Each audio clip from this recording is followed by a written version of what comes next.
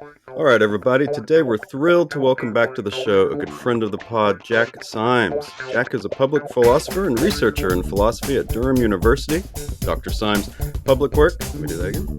Dr. Symes' public work explores all aspects of philosophy, whilst his academic research lies at the intersection of philosophy, of mind, and religion.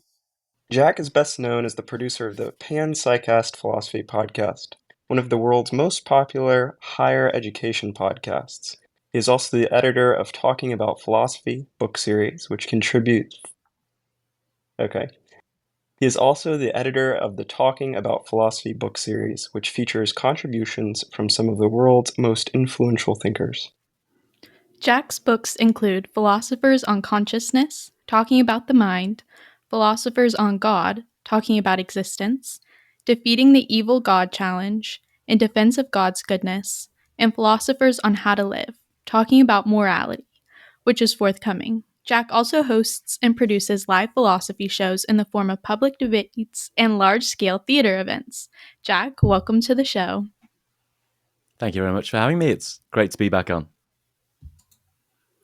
Yeah, so Jack, what have you been doing since the last time you were here, which I believe was 2 years ago, like 2022? What's been going on? Is that how long it's been already? It feels like a Yeah, it few has. months It's ago been 2 for years. me. It doesn't feel long at all. So last time I came on the show, which was great fun, and I'm really happy to be back. Philosophers on Consciousness, Talking About the Mind, had just came out, the first book in our Bloomsbury series. And since then, I've been putting together 2 more books. The second book in the Talking About Philosophy series, Philosophers on God, Talking About Existence. And then a third book, Defeating the Evil God Challenge, In Defense of God's Goodness, which is a separate book. It's part of my academic work, sort of monograph. And so, as you can imagine, those 2 projects have taken a lot of my time, but at the same time, as your very kind introduction mentioned, so hosting some live shows, keeping up with the podcast, and generally getting involved in all things public philosophy. Yeah, you're a busy guy, and I could be wrong on this, but maybe I'm right. Are you also became a doctor in the last 2 years? I have. Yeah, I think I was pretty close to finishing the doctorate at the University of Liverpool last time we spoke.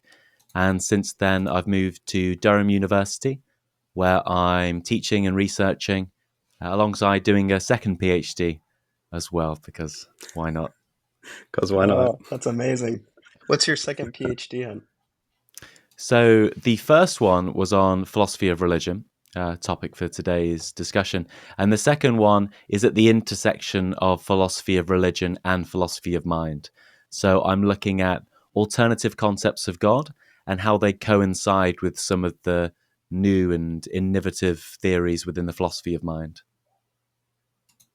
That's super cool. I know that our doctorate programs in the United States are a little bit different than the ones in Europe, and I think it's really cool that you can, you know, have different doctorates on different topics because that's not something that we really do over here. But that's really exciting.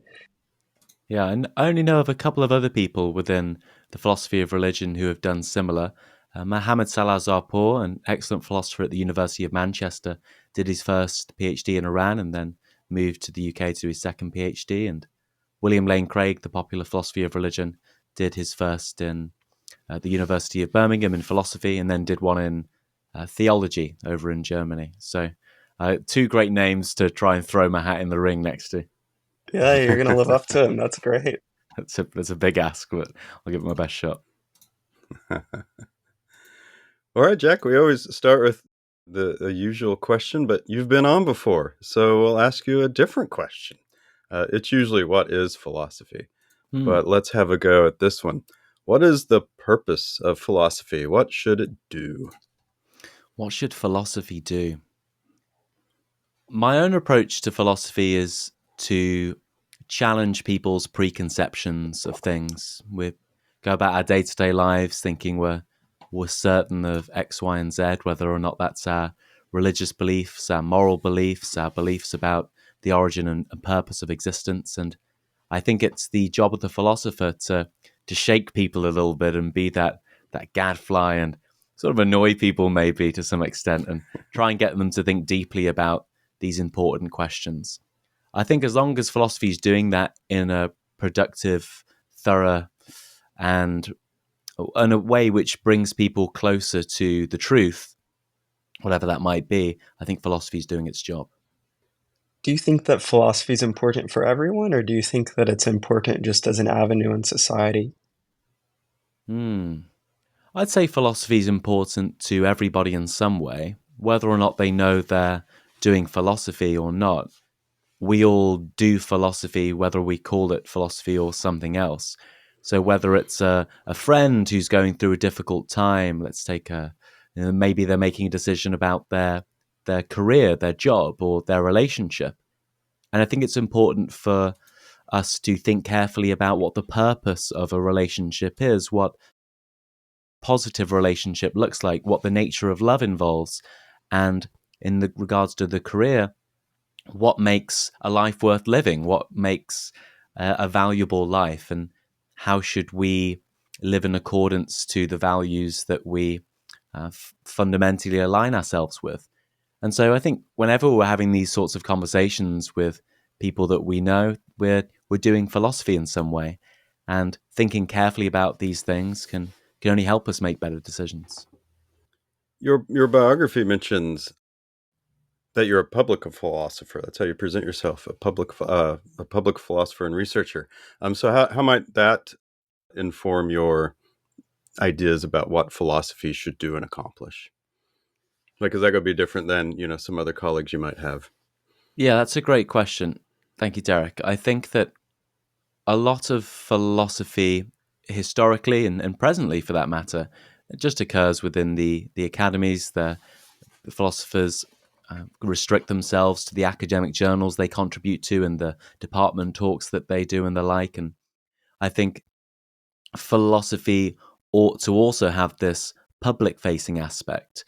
And I consider that to be one of my primary roles, not a public philosopher in the sense that I'm doing my own academic work and simply presenting my own academic work, but more of a publicizer of philosophy, in that I think there's a role and a need for somebody or groups and institutions to be taking philosophy out of the academy and presenting it, whether or not that's them presenting it themselves or facilitating interviews such as you do on Open Door Philosophy, or whether or not it's presenting people in the forms of debates. So in short, I think the role of the public philosopher ought to be publicizing other people's work, perhaps publicizing their own work too.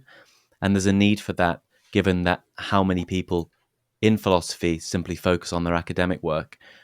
I should mention very quickly that I don't have any axe to grind with people that do just want to focus on their academic work. There are some public philosophers who like to say that these philosophers have a moral responsibility to be publicizing their work, and I've been guilty of saying quite naive things like that myself in previous years. But these days, I think if we're going to be talking about new and interesting ideas, someone needs to be putting in the legwork. Someone needs to be doing the difficult thinking. So we've got something to talk about within the realm of public philosophy. So whether or not philosophers want to do their work and engage in public philosophy and publicize their work, or whether philosophers simply want to do the academic work and let somebody else publicize it, I think as long as you've got that public aspect to it, then philosophy is fulfilling its public role. That's great. Let me ask one more question, vague question, before we get into this philosophy of religion. What's your favorite part about being a philosopher, and what's your least favorite part? That's a great question. What's my favorite part? My favorite part is just these questions are really interesting for their own sake. Like, I think when people get a chance to relax and they go to the pub with their friends, or they're just chatting around at the dinner table, philosophical conversations come up all the time. It's what we want to be doing when we're enjoying, we're focused on leisure, right? It's an activity which we want to do during our downtime, simply for the pleasure and enjoyment of it. So to get to do that for a job I consider myself really lucky to be able to do so. And sometimes there's an overwhelming amount of philosophy that one has to do, right, when you're doing it in the public sense and the academic sense, and you're trying to be a jack of all trades. And I suppose that links to the answer to your second question. The thing I wish I could do better, or something which I don't like about the job perhaps, is simply the amount of philosophizing one has to do in order to fulfill the sort of role that I'd like to fulfill.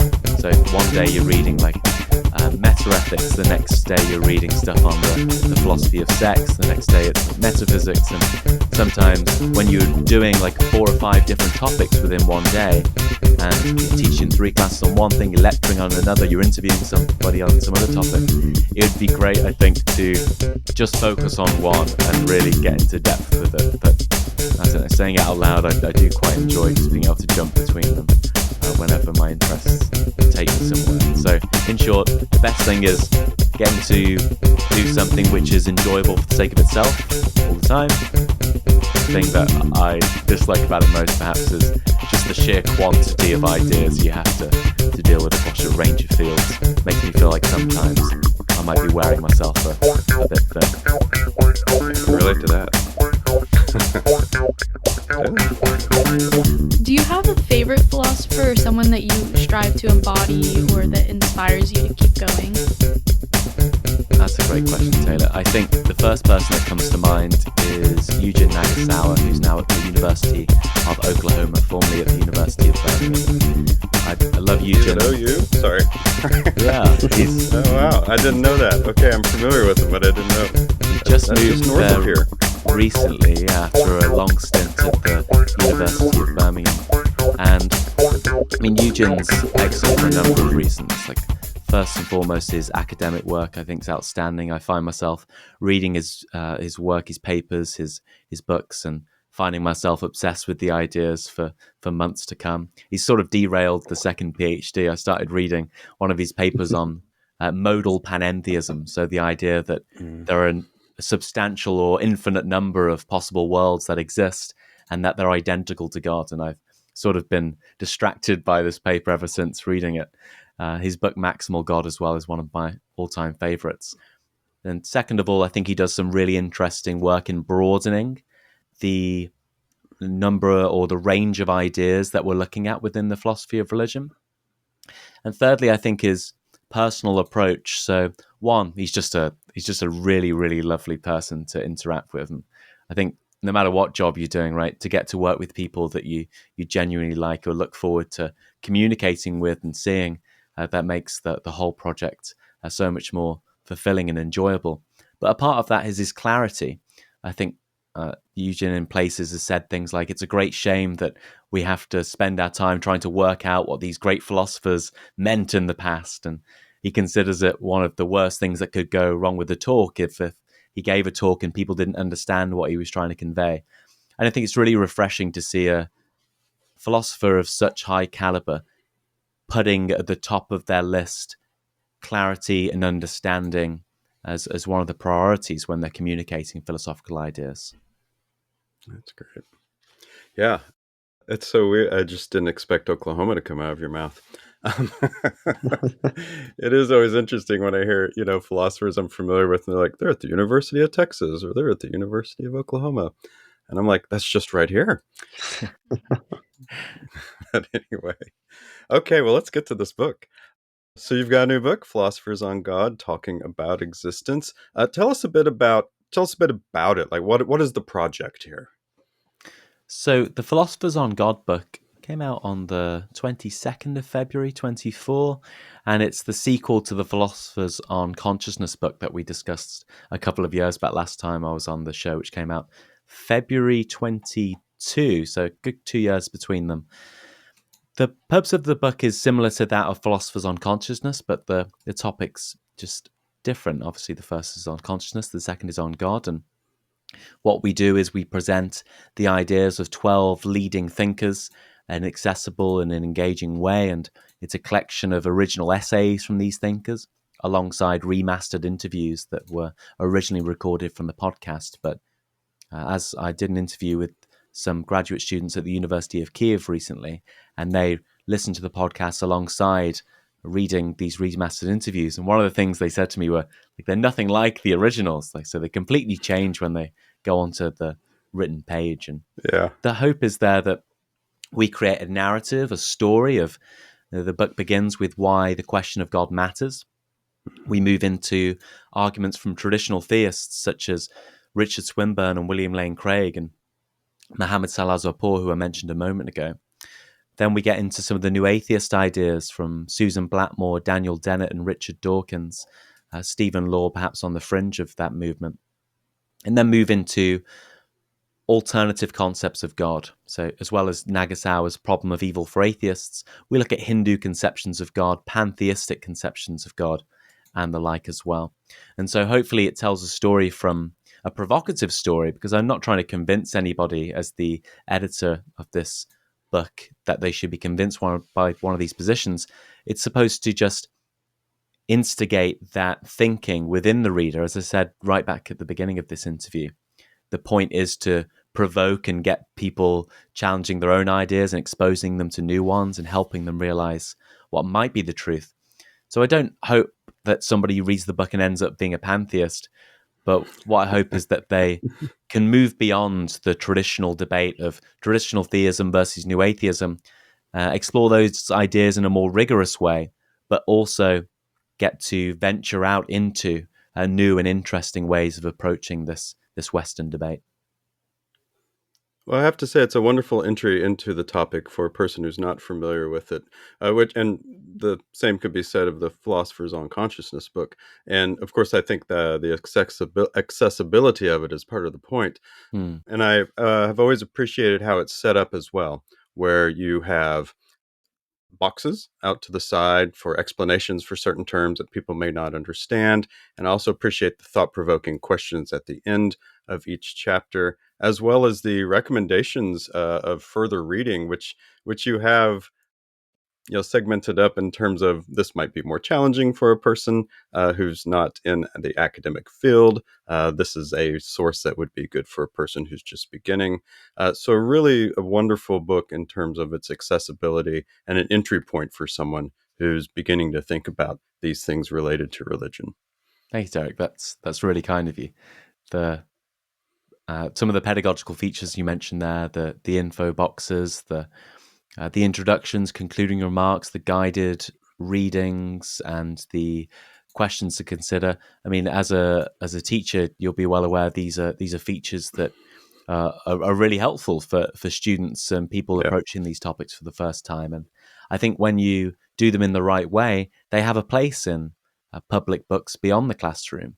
And as I point out in both of these books, Philosophers on Consciousness and God, like if you already know the topic and you don't need this assistance, you can simply just look over it and get straight to the ideas. But I think that's a way of differentiating the work and accommodating the needs of multiple readers without detracting from the text and making someone feel as if they're doing something which is above or beneath their current ability. Yeah, that's great. I remember when this was probably 10 years ago now when I was first trying to get interested in philosophy.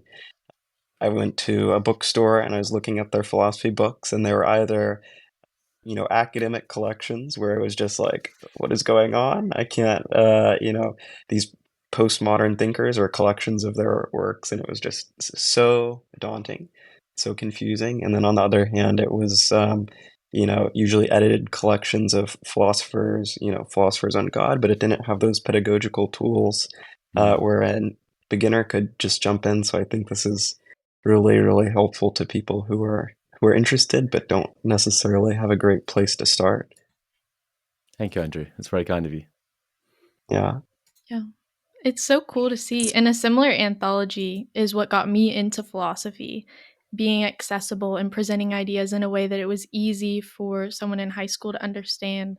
So I think that's amazing what you're doing. So many more people are going to be able to read that and understand it and then go from there and build a foundation where they're not confused.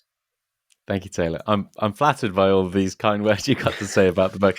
I think we've fulfilled our requirement to plug the book as much as possible there. It's a very modest. I think it's £10 in the UK. I'm not sure how much it is in US dollars over there, but we sold out in the first few days over here.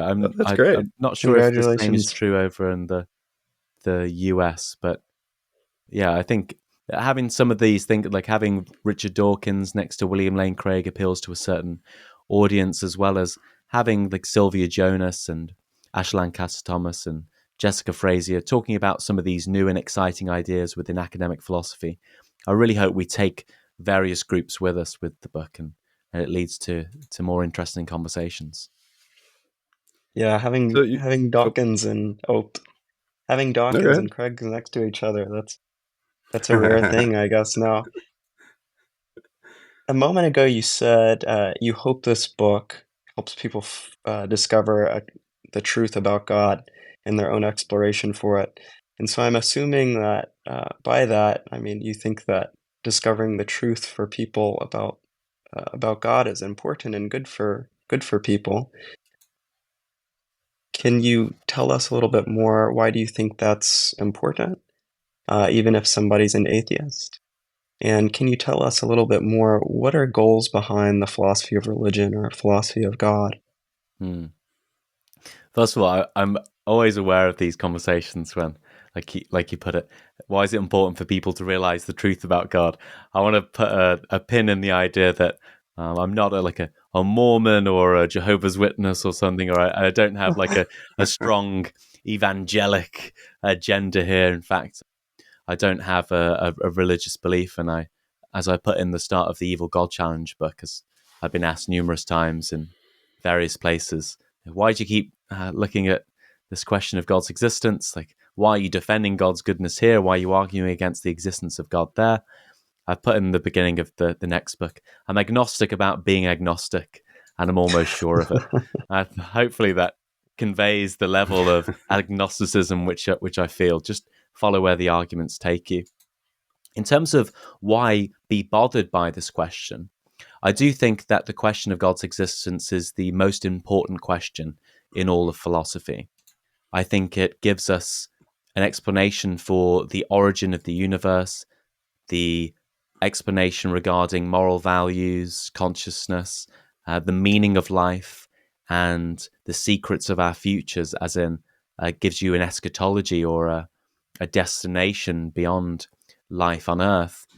And so I think if you don't think the origin of the universe, the origin of the laws of nature, the origin of biological life, the purpose of your life, and what is in store for you after your death, if you don't think those are important questions, then I don't really know how to sell the question of God's existence to somebody. So I deal with the question of God's existence as a metaphysical question. I'm asking whether or not God is a good explanation for the origin and nature of the world, and what implications that would have if God were to exist. And so I think that's how I'd answer your great question there, Andrew, that the question of God's existence impacts absolutely everything and ties in all areas of philosophy like no other question in philosophy does. And that's why it's so important. I agree, and I think that I mean, even if someone's an atheist, it still seems like that would be an important question for one to consider, because, like you say, it impacts such a large view of the world and of life. I think so. I think there's been a movement of atheism in the West in particular that has become naive to some of the, or ignorant of, or flippantly dismissed some of the best reasons for belief in God. And I worry that that movement has become dogmatic and isn't as philosophically rigorous as atheism ought to be and deserves to be. I also think that there's been some great work within the philosophy of religion applying some of the traditional problems to the atheistic worldview. I mentioned one of my philosophical heroes, Eugen Nagasar, at the beginning, and already you can see his work coming out every time I discuss these things. in the book, he speaks about the problem of evil for atheists, and he's got a book coming out on the same topic this or next year. I forget which. It's got a brilliant cover with this cat trying to stalking a fishbowl. Give it a Google. Eugen Nagasau, The Problem of Evil for Atheists. And he develops this brilliant, innovative argument in which he says atheists are typically existential optimists. They're happy to be alive and think the world is a good place overall. But that contradicts one of their other beliefs, which is the truth of evolution by natural selection, which necessitates the suffering of countless sentient creatures. So you've got this really interesting argument presented to atheists, which is you typically put the problem of evil as one of your main reasons for rejecting the existence of God. But actually, it seems just as much, if not more of a problem for your worldview when you're happy to be alive and also believe in the suffering of evolution by natural selection. So I think it's not just for theists. It's not just for theists to understand their faith, the nature of God, or reasons to believe in God. The ideas presented in Philosophers on God apply to any worldview. And I'd struggle to think of any worldview that wouldn't find value within the ideas that are included in its pages.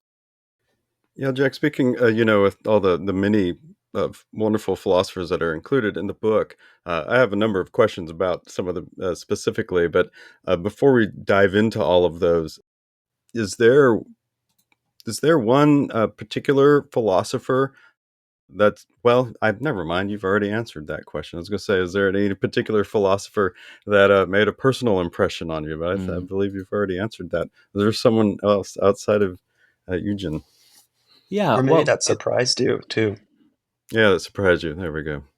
The opening chapter by Daniel J. Hill. Daniel was the supervisor for my first PhD thesis and very much inspired me to go on and do philosophy of religion more generally. Taught me since, I think, 2011, so a good 13 years of knowing Daniel, who's inspired and supported my work. I suppose Stephen Law is another huge influence on my research as well. As I mentioned, this other book I have coming out this year in June, Defeating the Evil God Challenge, is a response to Law's argument that he presented in 2010. And so speaking to Stephen over the years about his piece and him serving as my external examiner as well, he's obviously had a big influence on my work. But I think every single person in there, whether or not I've had personal interactions with them face to face, like they're all included in there for a reason. And that's because I think they've all got really important, interesting, valuable things to say. And like by my including them in the book, I put a stamp on their work and say, like, these ideas are valuable and have, speaking personally, they've impacted my own thinking, and I think they're ideas worth thinking and hearing about. One of the more intriguing interviews, actually, for me was Stephen Law, and I had a question on the Evil God Challenge. I found it quite intriguing and somewhat original to me at this point. Could you tell us a bit about what the Evil God Challenge is and your reflections on that challenge?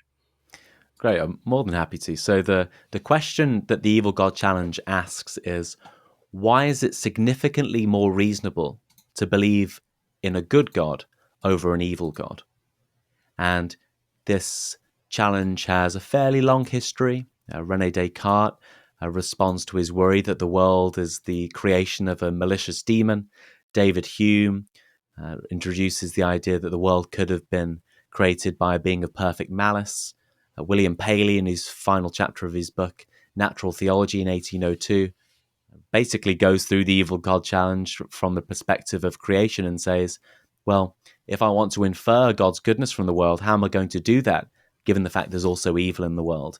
And eventually Paley says something along the lines of, the world is overall a better place than it is a bad place, and therefore it's more reasonable to believe that God is good rather than evil.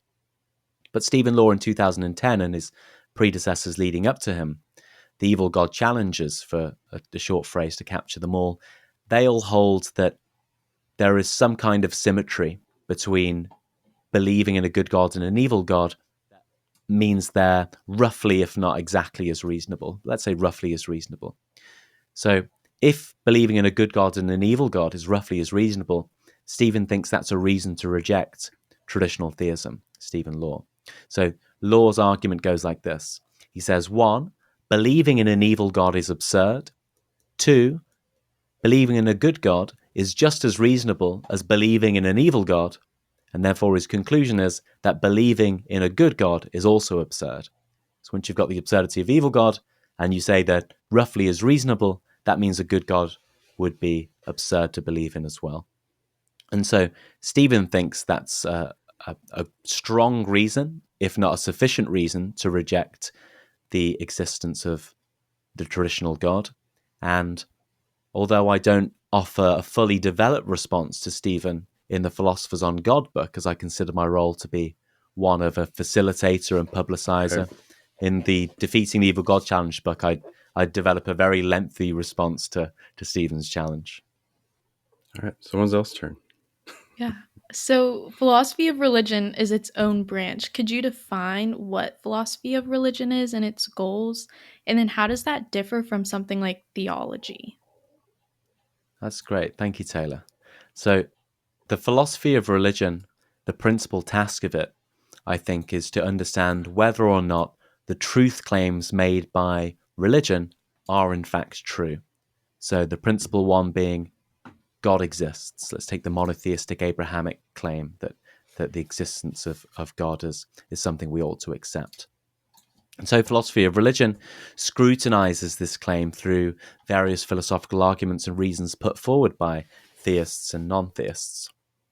And so philosophy of religion is a task which aims to reach the ultimate truth of the matter. Theology I consider to be more of a embedded within the pre-existing culture or tradition, better put. So you have this collection of evidence, let's say scripture, for example, and you work on some kind of presumptions that it is, or maybe you don't even need to work on the presumptions that it is a legitimate text. Actually, you certainly don't. You're dealing with questions of interpretation. You're dealing with questions of reconciling certain bits of the tradition with others, tracing the sources of particular aspects of that tradition, whether or not those sources are more legitimate than others.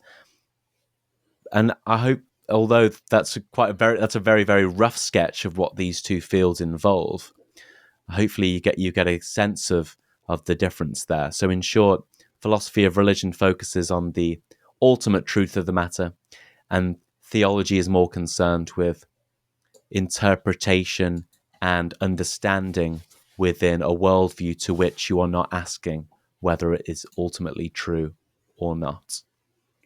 I have a bit of a semantic question. Well, it could be a semantic question.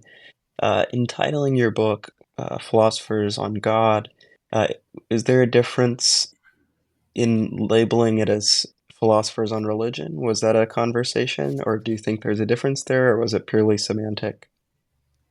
I don't think it's a semantic choice. The choice was very much, our focus was on the metaphysical God, the God of metaphysics, in which you've just got this timeless, spaceless, conscious, powerful, knowledgeable, good being. And so you can believe in God without having a religion. And all of the chapters focus, bar one or two, I think there's some mention of religion throughout the book. Obviously, they're heavily linked, as your question implies. The main focus is whether God exists, and that's regardless of whether there's a religion built around that God. Susan Blackmore speaks about God as a meme, God as this idea that's seeks to replicate itself, and obviously that ties into religion and different meme plexes which propagate the spreading of this meme. And we have Dawkins and Dennett speaking about religion more generally as well. But for the most part, the book is very, very much focused on just God as an explanation for the cause and the design and the purpose of the universe. And to think about that idea, one needn't concern themselves with any of the major world or minor world religions. Yeah, like you mentioned, you have interviews with some sort of classical theicists, Swinburne, Craig. and then interviews with who we've already mentioned, Dawkins and Dennett. I had a few questions about, well, all of them, but so someone once asked me, what's the most philosophical, daring thing a person could do? And my answer to them was defend the existence of God to Richard Dawkins. So, so I'm curious, like, what was it like to interview and talk with him? It was really interesting and something I was really excited to do. He's contributed to the book. Obviously, we've had an interview with him face to face in Oxford, and then he joined us for a live event at the Royal Institution Theatre as well, and communicated with him via email on a few things in between those. So it's been really interesting and really enjoyable as well. Like I do consider it a great privilege to have him involved with these projects. When we were interviewing him face to face is probably the time when we had the best opportunity to challenge and think through his ideas carefully. And obviously for these interviews, we spend probably over a week of reading these the people we're interviewing's books and making sure we get into the weeds as much as we can. And so myself and Rose de Castellan, who's been working on the Panpsycast project for a while now, read his book's Anticipation, went along to interview him. And so we knew some of the points which we could push back on and things that he might find interesting to discuss. And I think we did a good job of pushing him on the right questions, on the right topics. One thing that was really interesting to me was his response to meta-ethical questions. And I'd love to have the opportunity to discuss those with him in more detail in the future. I can't remember this myself, but Rose teased me about this a few times after the interview, because during our concluding remarks, Richard asked us what our religious views were. I can't remember saying this. I may have said I was an atheist or an agnostic. If I said I was an atheist, I do owe the world population of agnostics an apology, and perhaps myself one as well, because that would be in bad faith, but because I certainly consider myself an agnostic through and through, as I mentioned earlier. But when he asked Rose, and this was Rose's first interview, the first time she interviewed anybody as part of the project or a part of radio or podcasting more generally, she said, "Look, I'm a Catholic. I believe in God," and she said it right in front of Richard, and he was a little bit taken back, I think. But I really admired her for having that strong character and that strong that self-belief that she was able to proclaim herself as a Christian and prepared to defend her views philosophically. And I think there are a lot of people who would just move away from answering that question so bluntly, given that we'd spent like 2 hours asking Richard questions about his view, and you could tell he was keen to for us to be put on the ropes as well.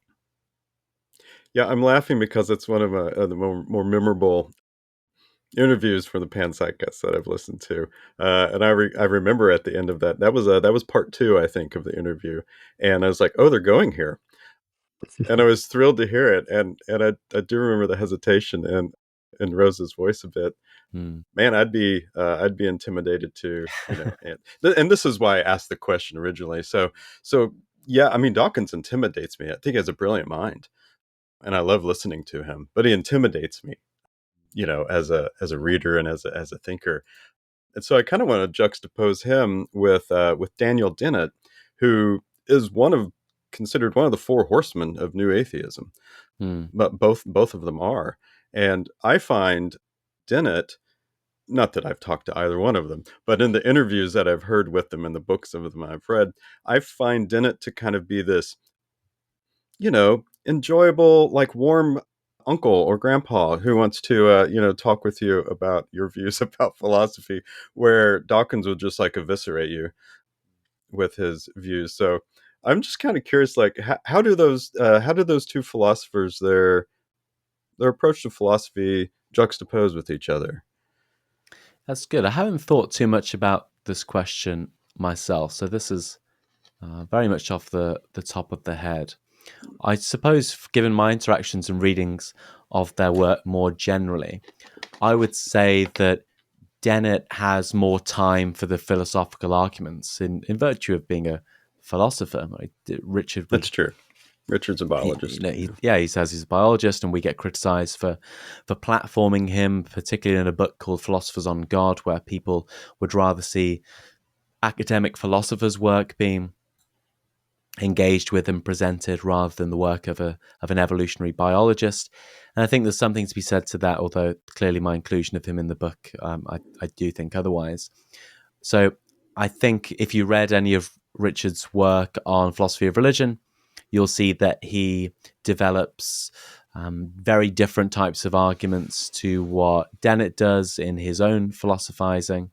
Part of the charm of Dawkins, I think, is that he doesn't play the game in terms of, he sometimes his rhetoric and his approach is to try and show that these views are absurd by mocking them or trying to reduce them to absurdity. And I think there's a real charm to that and something that people find value and interest in.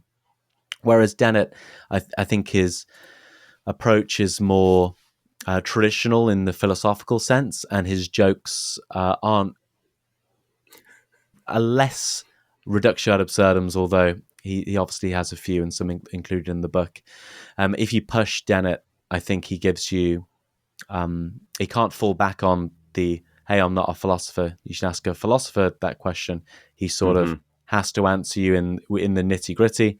Whereas Dawkins, I don't think we can expect or that he owes us answers to these more technical philosophical problems, and I don't think he sells himself on doing so. So that's just a bit of naive reflection, but I suppose I'd have to go away and think about that one a little bit more. Yeah, no, that's great. I appreciate it. Andrew, I think you had a follow-up to that, didn't you? Yeah, I do have a follow-up, and I'm curious about your opinion on, because you alluded to this earlier too, this state of atheism today, maybe the state of this kind of popularized atheism.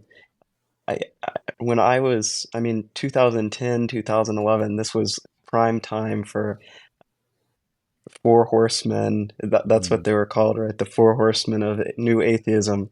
That was kind of prime time for them, and it seems to me, and maybe I'm biased, but it seems to me this project has kind of dissipated in a sense where they're not as popular maybe as they once were, or I don't know. So I'm curious, is maybe an outsider or maybe not on this question. What do you think what do you think of this new atheist project now, and your broader opinions on it?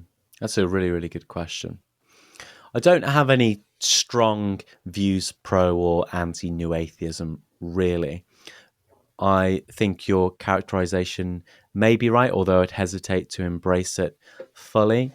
Like there's a real peak of interest in new atheism, and since the passing of Christopher Hitchens and perhaps less public work by the Four Horsemen, maybe that's that we've seen a decrease in public engagement with these ideas, but they're still hugely popular. And I think we just have to look at the data to see how many people are watching their videos, listening to their podcasts. And I know the Poetry of Reality, Dawkins's YouTube show, which he hosted our Mystery of Existence live show on, he gets really good engagement on that.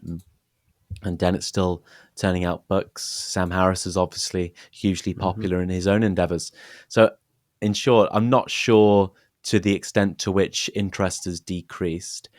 What I would say, though, is that I think although the new atheists have a really important role in public thinking and represent a lot of people's thinking about religion, and therefore it's really important to engage with them, I do worry and am concerned that if someone only engaged with new atheism and didn't engage with wider thinking, more moderate atheism, academics working in the philosophy of religion representing atheism, or traditional theism and alternative concepts of God as well, if you didn't explore these other ideas, then it'd be no surprise that you have little time for the philosophy of religion and other areas such as theology.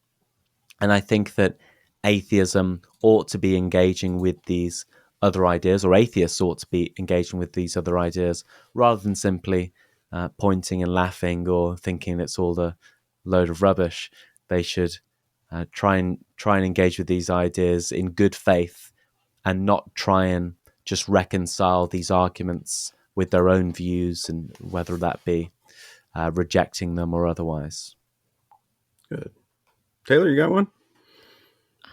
Not off the top of my head, but on Andrew's question, he had also said something about like that encourages Christian apologists to revitalize religious traditions. Do you think that is that something that you're seeing? I know that like being immersed in like the college, like Christian college students, I see that, but is that something you see as an outsider, like somebody that's not within that?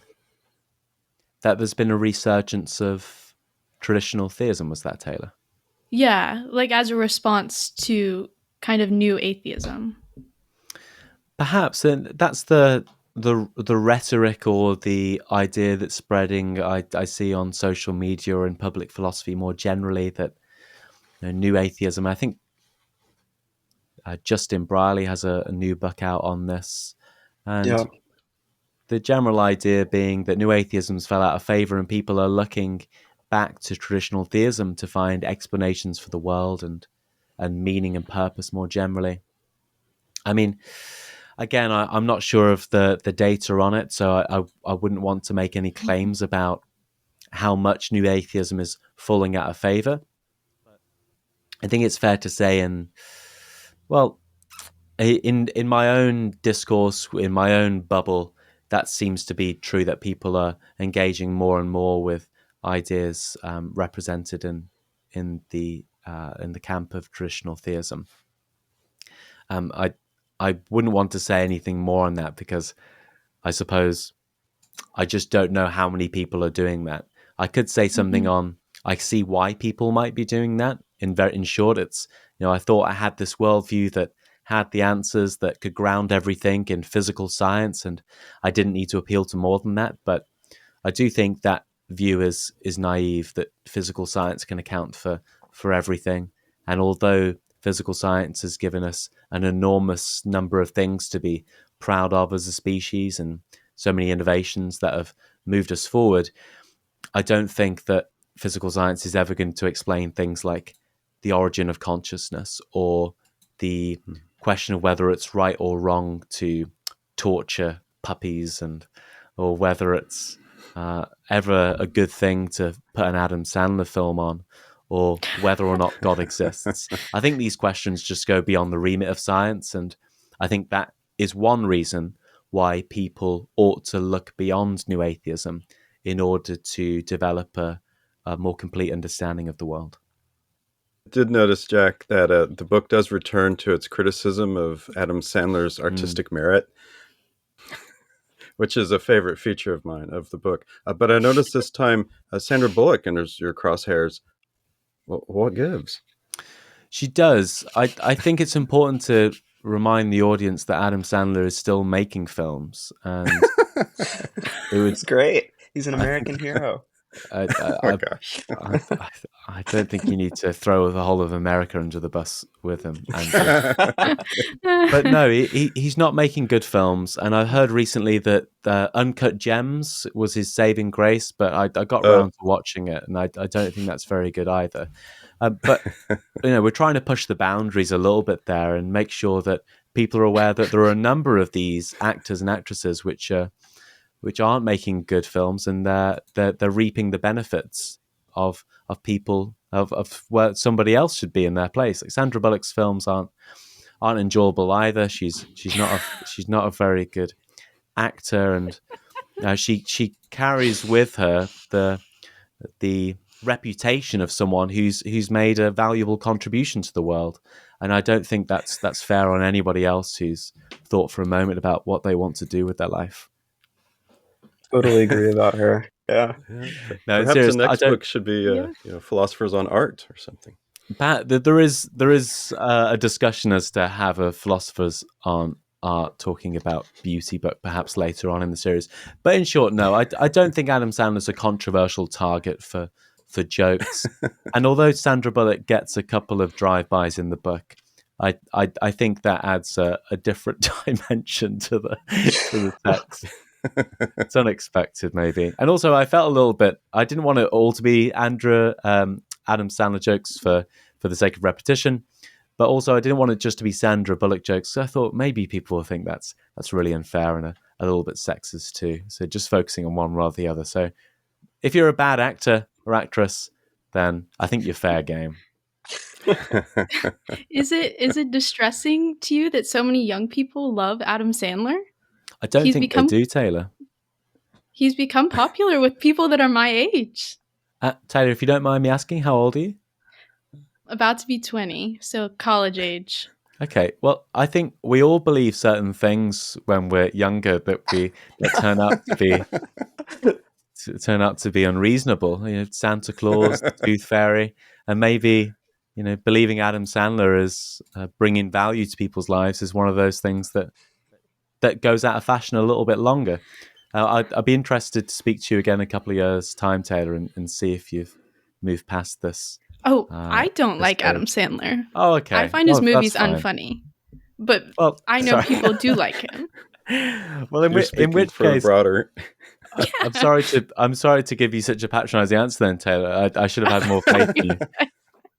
It seemed like you were defending him, like you were saying people of my generation, I put you in the same box as your peers. No, it does distress me a little bit. It does upset me, but I think as a whole, as a culture in the West, we're moving past Adam Sandler-esque films and pushing into something greater. And let's just hope that no one casts him in another film anytime soon.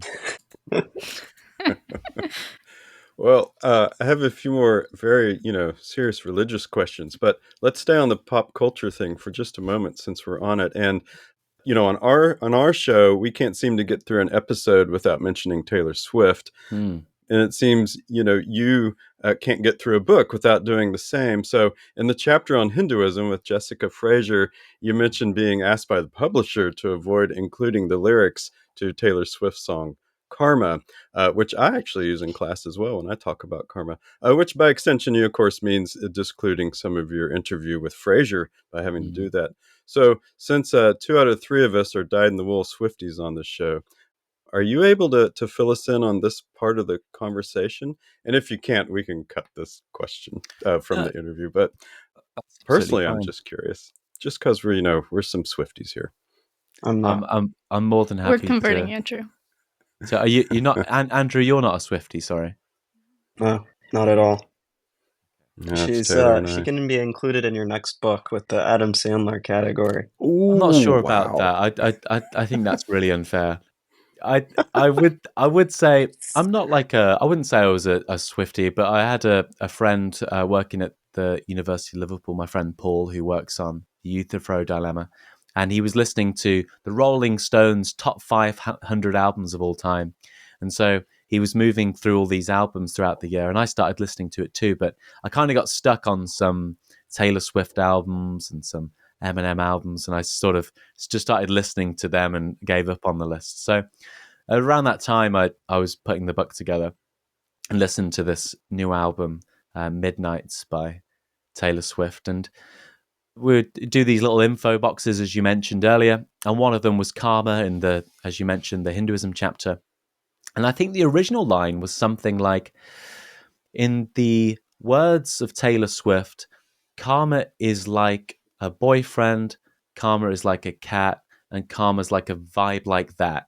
And I used that quote from the song, and the publisher came back when we submitted the manuscript and just flagged up a couple of bits and pieces. But this was the one which probably went on for the longest out of any of the problems with the text. It's quite funny when you think of the back and forth with the publisher or trying to get the rights to things within a book. You don't really think that it's going to be like 6 words from Taylor Swift that's going to be the main thing you have to deal with. Main problem. But that was the absurd position we were in, and it was quite amusing. And I really wanted to include the original. I was quite attached to the joke, and I thought it's quite funny. And so we had to reach out to the record company and ask for permission to include the lyrics in the book. and they quoted us several £100 simply for the application to be considered to include the quotes in the book, and they didn't feel like it went under the fair use policy, and by they I mean the publisher. So in the end, I think we said something along the lines of there was once a Taylor Swift quotation in this part of the book, but to avoid any bad blood with the record company, it hasn't been included. And the bad blood isn't in quotation marks and isn't a reference to anything Taylor Swift has put together. And so that's how that all came together. But again, there's no bad blood there. I think if No, of course. Taylor Swift had the decision, she'd get on a private jet, fly to the record company, and give it the stamp of approval. Well, I just had to ask. Okay, a few more questions. I think we'll be close to being done. So, did you have one, Andrew? Go ahead. No, please go. I have one that I'm really curious, and I've been sitting on this question this whole time. It's not that good of a question, but I'm still excited to ask. What do you think the strongest argument for the existence of God is? And then on the reverse, what do you think the strongest argument against the existence of God is? The best argument for the existence of God is the ontological argument. The best argument against the existence of God is the problem of evil. Classic. Andrew will Nice and appreciate classic. Yeah. Just a quick word on both. The ontological argument isn't generally considered to be a popular argument, and people don't like to roll it out, but I find it really difficult to say where it's gone wrong. And although I think a few of the premises are contentious, and therefore I don't take the ontological argument to be a definitive proof of the existence of God, I think it has a considerable more to say for it than the other arguments. And it's the only, put it this way, it's the only argument that gives you all of God's attributes simultaneously. It gives you the full concept of God, whereas the others are perhaps restricted in what they offer you evidence or reason to believe in. So cosmological gives you a timeless, spaceless, powerful cause. Design argument might give you an intelligent being. Moral argument, a good being. And so you'd need a cumulative case in that when discussing those arguments for the God of traditional theism. Whereas the ontological argument gives you everything in one big swoop. And I think, again, the premises are strong and difficult to show where they go wrong. And the problem of evil, I suppose, I used to think that theodicies and defenses weren't sufficient for addressing the problem of evil. And I thought the best objection to the efficacy of theodicies and defenses was the evil God challenge and how that can mimic and parallel and reduce them to absurdity. But having thought about that question and that topic, i.e. the evil God challenge, for the last few years, I've come to think that actually that challenge doesn't show that they're absurd maneuvers, and that perhaps there are good replies to the problem of evil that the theist can offer. I read in places from time to time. Oh no, Andrew, you had a follow up, didn't No. you? Go ahead. Well, I'm curious, what do you think are the weakest arguments philosophers or maybe lay people tend to offer in support of God and against God? Some of the weakest arguments for the existence of God, I think, include arguments from well-being. They're arguments to say that I've got like a pragmatic reason to believe in the existence of God. I'm not a big fan of those William James-esque arguments for God's existence or reasonable belief in God. I don't find much value in the moral argument. I think the atheist can offer interesting and compelling responses to the moral argument. And some of the responses to the problem of evil, I don't think can hold much water either. So the defense that the natural laws would have to be this way, the idea that we need good to contrast or with evil in order to understand what goodness is or to appreciate goodness as well, I don't think any of those offer particularly compelling reasons to think that God exists. I think you answered my follow-up question, so there we go. So philosophy of religion is notoriously Western, as you mentioned in the book. It's the introduction of the book too. But you also say this is beginning to change. The final two segments in the book are on Hinduism and pantheism. And I have to admit, after reading through all the particular types of issues Western theists grapple with, such as what you mentioned, the problem of evil, proofs of God, the chapter on Hinduism, quite frankly, felt refreshing.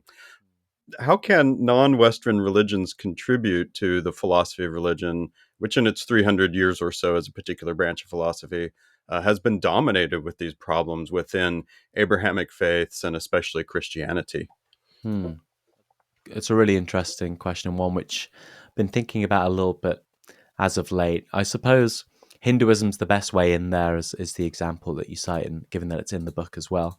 And I should also say Jessica Frazier is an outstanding contemporary philosopher, and great to interview her, have her in the book, and she joined us for this live event as well. And so many people came up to us and wrote to us afterwards and said how much they enjoyed Jessica's contribution to that live debate.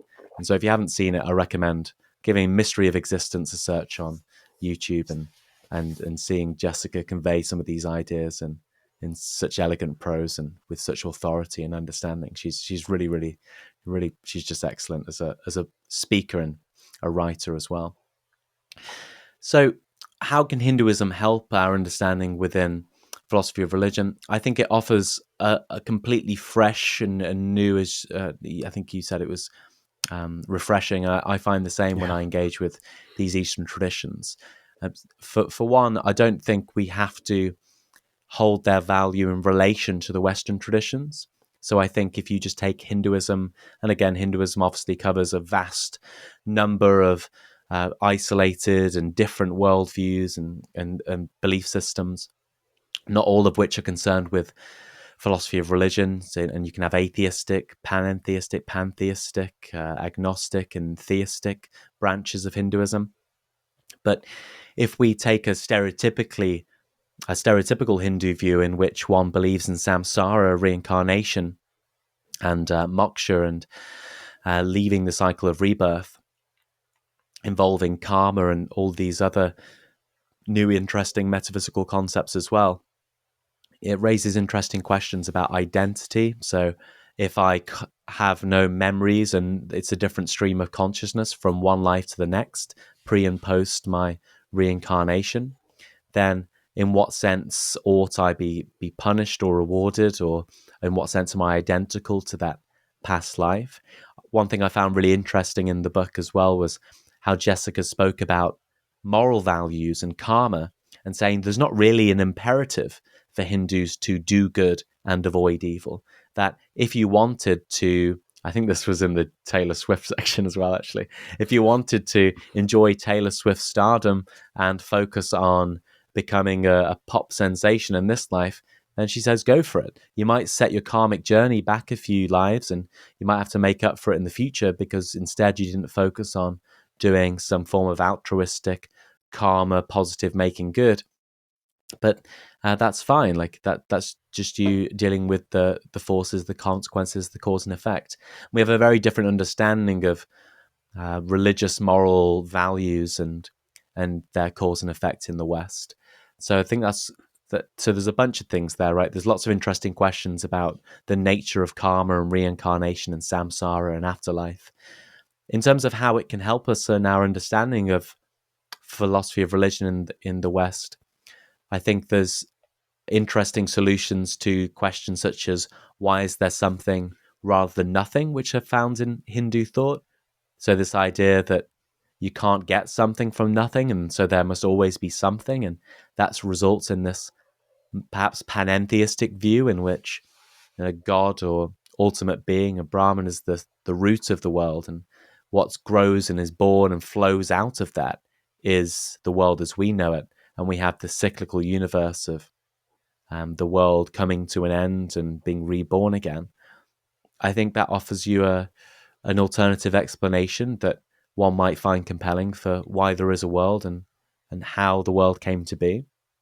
And that contrasts quite strongly with our traditional thinking and within the Abrahamic faiths and atheism in the West. And so I hesitate to give a specific example in lots of depth without gauging your interest in the various ways it can help us think. But Sure. in short, what I'd say there is Yeah, it gives us a really interesting metaphysics. It gives us interesting approaches to moral philosophy, and also some of those metaphysics and moral philosophy can be contrasted with our way of thinking, and perhaps through that contrast, we can find new ways of thinking and perhaps understand ours and other people's views a little bit better. That's great. Hey guys, we're at an hour 5, so I think it's time we ask that final question. One of y'all want to take it? Go ahead, Taylor. Okay. So we always end episodes with guests asking the same question. Perhaps it becomes more poignant given the context of this episode. So, what does it mean to be human? What does it mean to be human? I'll be interested to know what other people say in answer to that question. Are you looking for like a rigorous philosophical response, or like a nice uplifting message for the end of the show? Just what you think. So the fun part is we asked you this last time, so we do have your response if you want to hear it first before you respond. Do you have it to hand? I do. I'd love to hear it, yeah. Okay, here's what you said 2 years ago. To be human is to wake up every day and try to be better than you were yesterday, in terms of not just being a better person and improving your relationships with others, developing your career, and developing those things we typically consider to be factors in the good life. We've got these projects, don't we? Writing a book or running a marathon or trying to convince people to eat tea cakes, because Andrew last time was being grumpy about British cuisine. But that's what you said last time. Okay, so what's the purpose of being human? I think, but you know what I'm going to say now, because that a lot of that still resonates with me, right? Yeah, I'm sure. Yeah. What is it to be human? And have I changed my mind on it?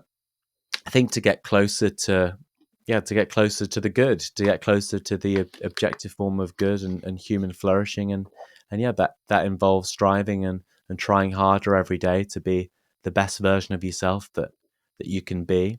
And I think over the last couple of years, I've stopped beating myself up when I haven't managed to do that. Speaking personally, I think we need to be more forgiving, perhaps, when we're engaged in this act of striving.